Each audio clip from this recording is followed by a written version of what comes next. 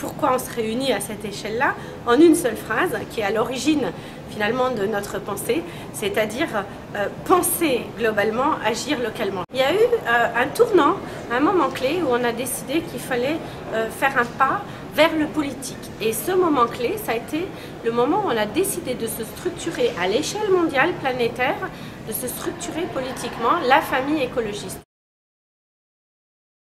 Ça a été le moment de notre premier pas en politique à l'échelle mondiale où se sont retrouvés déjà environ 80 partis verts, donc partis, je dis bien, de tous les continents. Nous avons travaillé ensemble pour produire un texte, un long texte, un document qui s'appelle la Charte des Verts mondiaux, qui existe depuis en ourdou, en sinti, en turc, en espéranto, en finlandais et même en français, qui est en fait le document politique commun des écologistes à l'échelle mondiale. C'est particulièrement intéressant parce que nous sommes finalement la seule famille politique à avoir non pas un document qui soit simplement un document où on parle de principes, mais bien un programme d'action politique à l'échelle mondiale. L'objet du congrès a été de renforcer cette structure mondiale en renforçant la coordination des Verts mondiaux, dont moi j'avais la chance de faire partie pour les Européens, mais aussi en se dotant déjà d'un secrétariat pour essayer d'agir à cette échelle-là. Les Verts mondiaux ont agi essentiellement en produisant des communiqués de presse sur les questions comme le réchauffement climatique, le Moyen-Orient, la question de la guerre en Irak, d'Ingrid Betancourt à l'époque où elle était, ou évidemment du nucléaire avec des choses comme Fukushima. Donc sert un peu de référence pour tous les petits partis en voie de création et puis aussi pour chaque nouvel adhérent qui arrive dans notre famille politique de savoir que son action locale s'inscrit dans une pensée beaucoup plus large.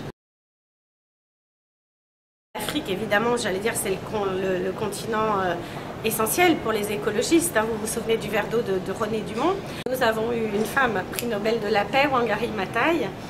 Donc un continent vraiment clé pour tous les enjeux, aussi bien sur le réchauffement climatique, les enjeux sur les questions d'accaparement des terres, de souveraineté alimentaire, de la pêche, enfin tout c'est le continent clé. L'enjeu est pour nous de construire une famille politique qui soit basée sur le non-productivisme et qui tienne en compte la limitation des ressources de la planète. Ce n'est pas un hasard si les écologistes ont décidé de tenir leur congrès en Afrique. C'est dans ce continent, c'est dans ce pays, le Sénégal, c'est dans cette grande métropole, Dakar, que les effets de la crise sont pris de plein fouet par les populations.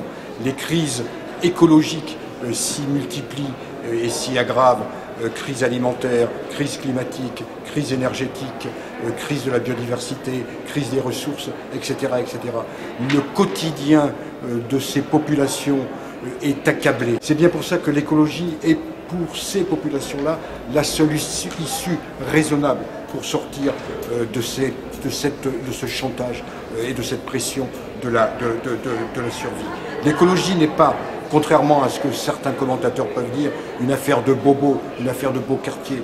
Ce n'est pas une affaire d'occidentaux, c'est une affaire de l'humanité souffrante. Ce n'est pas une question de supplément d'âme, c'est une question de vie ou de mort. C'est donc ici, à Dakar, en Afrique et dans toutes ces grandes métropoles que se joue l'avenir du monde. C'est ce message que nous voulons faire passer, que les écologistes veulent faire passer dans ce congrès.